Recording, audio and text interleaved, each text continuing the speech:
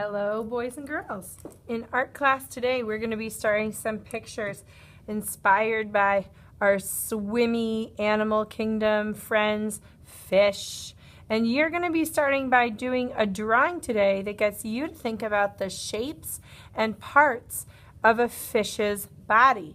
So the first thing that I would think that you would probably want to do is think about what shape is my fish's body going to be.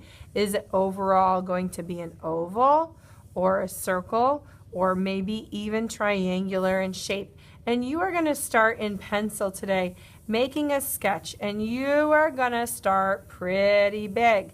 And it's okay to have a lot of extra pencil lines showing. Pencil is really erasable. So I'm starting right here with just some light pencil lines for my body.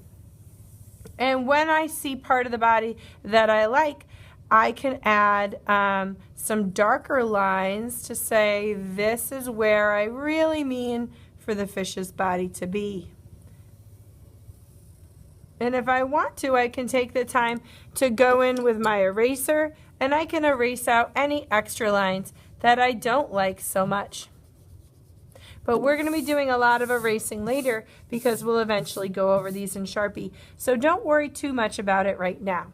The next part of your fish you probably are going to want to add is a tail. And sometimes people like to add a tail that's a triangle, or people might like to add a tail that is two triangles. You'll decide what the right kind of tail is for your fish. I think I'm going to do a triangle pair, and that looks a little bigger on the bottom. That's all right. That's going to be a great tail for my fish. I think I'll give it some texture with some lines that look like part of that fish's tail.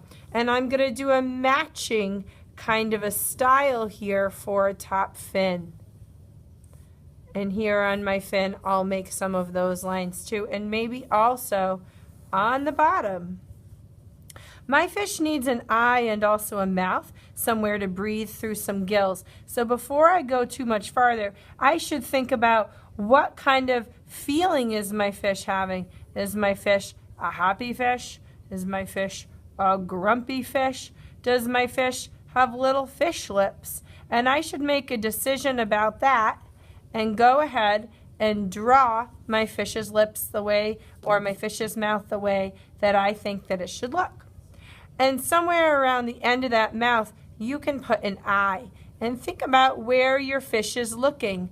I'm going to have my fish looking forward and a little bit up, maybe up towards some bubbles. And my fish needs a way to breathe, so back here behind the mouth and behind the eye, I'm going to add my fish's gills.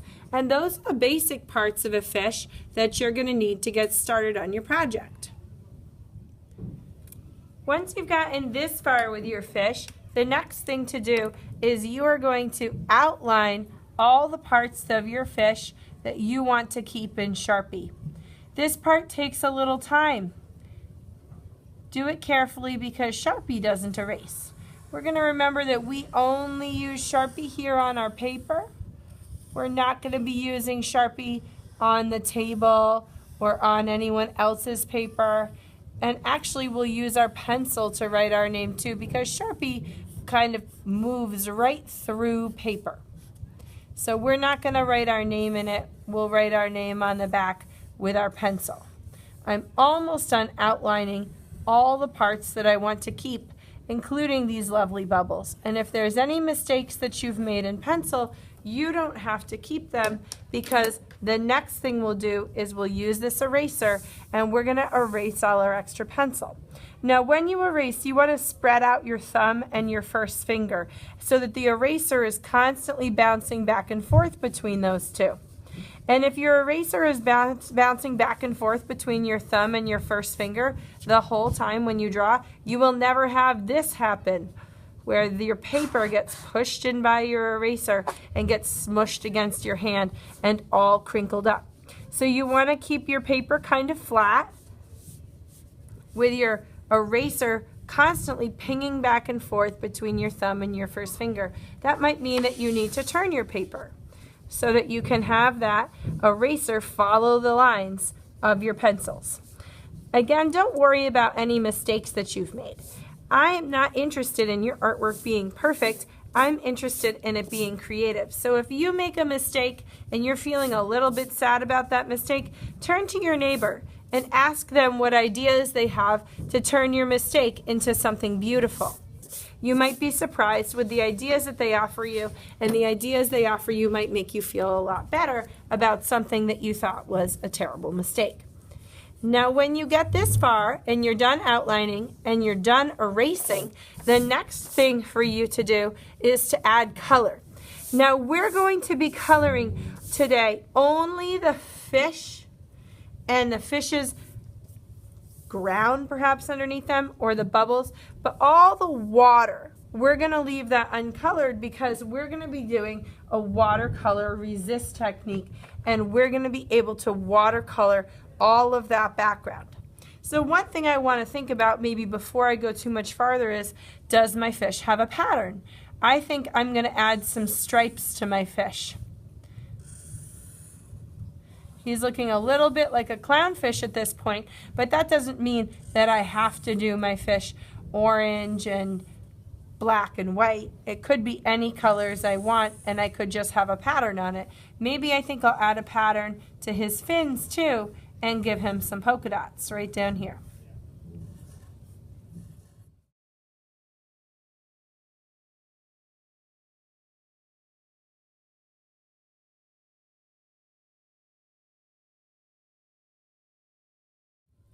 Now I'm ready to add some color, and when I add that color, I'm going to think about how to make my fish kind of fun and how to push pretty hard with my crayon. Not so hard it breaks, but hard enough that I have a nice thick layer of wax. Because the thing I'm going to do after this, the watercolor resist, will only work if I have a nice thick layer of wax. And so your guest teacher might be telling you that you need to build up a thicker layer of wax, and that's okay. You need to listen to that and go in and trust that they have your best intentions in mind, your best outcomes in mind, and they're asking you to push a little bit harder in some areas that might have white so that your colors come out as brightly as possible. So I'm going to continue that, and I'll come back to you when I have my picture mostly colored in. So here we are, and I have just finished firmly coloring in my fish, and I want to make sure to look at my fish for any spots that I have not colored in all the way. And I'm going to look for those little white spots and just take my crayon and make sure I dive in and make them a little bit thicker and a little bit brighter. And when I have done that, I might want to think about, are there any parts of my picture that I want to keep white? And I'm going to use a white crayon for that, because this whole thing is going to get covered in paint. So I'm going to make sure that anything I want to stay white, like in those bubbles. Whoops, I broke my crayon. Now I have two. So now I'm going to go in and make sure that those stay nice and bright and white. If I have any highlight areas, like right here where it's a really bright lime green, I might want to go and build up an extra layer of waxy crayon over that to protect it from my paint. And when I feel like it's looking pretty good, I could consider, before I paint, whether or not I want to add anything on the bottom of my ocean, or if I want to give my fish a little friend, and I can do that. And if I want to give my fish a little friend, maybe that friend is a starfish that I'm drawing right down here on this bottom corner. There it is. Or maybe my fish has another little tiny fish friend. I'm going to make that with sort of a lemon shape and a triangle shape and a couple more little triangle shapes, and I'm going to make my fish a setting, a place where it is. Another thing that I could do with my white crayon, if I want to, is I'm going to create some ripples in my water. Now you can't see them much right now, but I'm making some spiraling lines. And these spiraling lines will magically show up when we go over this with paint. I'm going to take a minute to color mine in.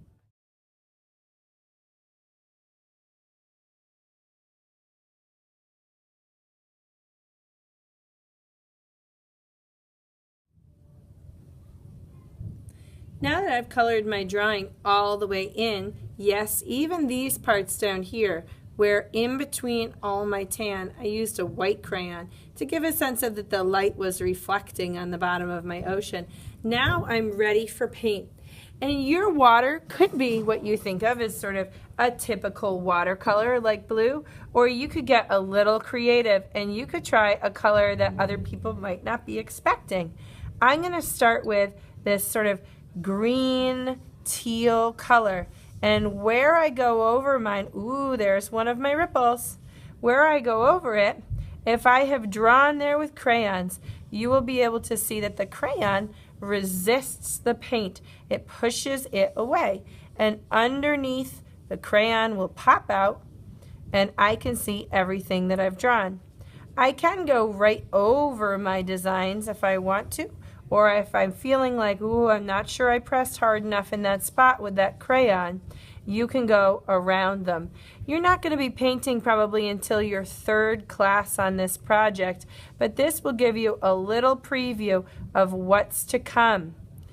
And you can continue to paint all with the same color if you want to, or you can change colors. These are liquid watercolors. They do a great job of providing a nice even color all the way across your work, and they also mix really well. So right here I think I'll try turning into some purple watercolor and see what happens if I go over and mix some of my purple right in with my teal. And I love how they're mixing and the colors that they're making. I like where the colors feather into each other a little bit. And it's okay that my painting isn't perfect, or that I'm not staying with just one color the whole time. I can switch it up. Now if I'm finding that any lines that I've drawn are disappearing, I probably have a little too much paint there, and what I can do is just sweep over it again and pull off the extra paint, and then it will reveal the things that were hiding underneath, like the spirals.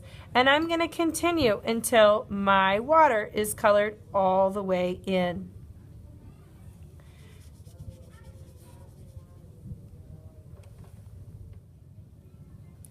Once my water is colored all the way in, I could also try using my watercolors right on my fish if I want to.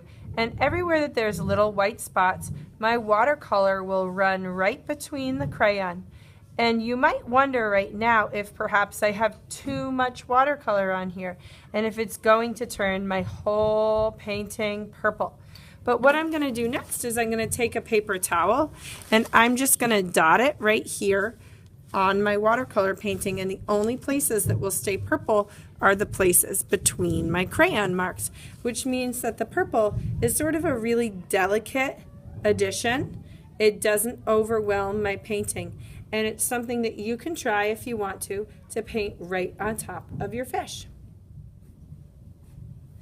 So now your painting is all done, and like any wet painting, you're going to put it on the drying rack. Please make sure, again, check one more time that you have put your name on the back in pencil so that your guest teacher can keep track of these for you. And please also write your homeroom to help your guest teachers stay organized. See you soon.